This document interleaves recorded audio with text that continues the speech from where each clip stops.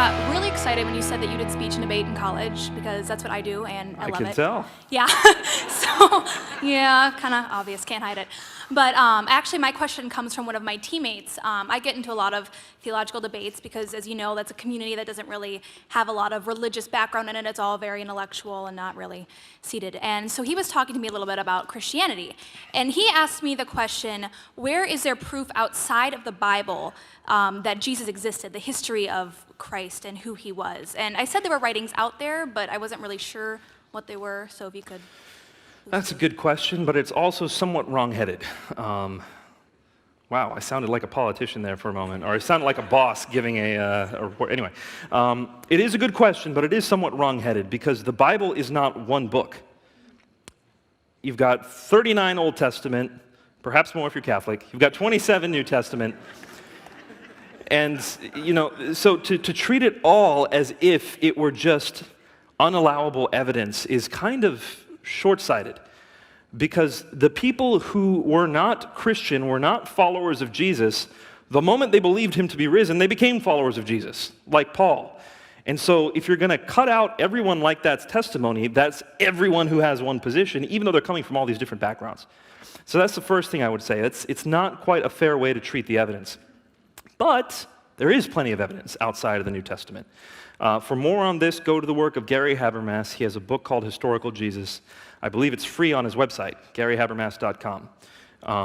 But he lists all the extra-biblical records of Jesus in the New Testament. Outside of the New Testament. So, for example, Pliny the Elder, right? Pliny's writing a letter to Trajan. It's in book 10 of his epistles, and as he's writing a letter to them, he says to Trajan, basically he says, look, I've got all these Christians. I've been asking them what they do, and they just tell me that they're trying to be good and helping people, but I don't believe them, so I've been killing them. Emperor Trajan, tell me how I'm supposed to do this. Should I be seeking them out and killing them? Or should I wait till they come to me? Maybe someone brings them to me. What should I do? In the process of writing this letter, he says that Jesus is worshipped as a god very early on. In other letters, we see things, for example, Lucian of Samosata, we see that in the Talmud, which is a Jewish source, we see in Mara bar Serapion, we see in Tacitus. These are all non-Christian, non-New Testament sources. All of them say Jesus was killed by crucifixion.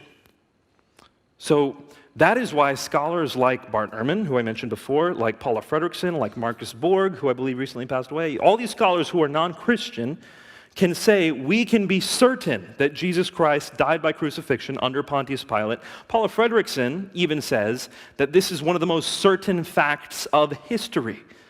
Not just as certain regarding Jesus, it's one of the most certain facts of history because these records are so widespread from so many different people. Not just Christians in the first generation in the New Testament, also Christians outside of the New Testament from the first generation. So read a letter like 1 Clement, which is Christian but not in the New Testament.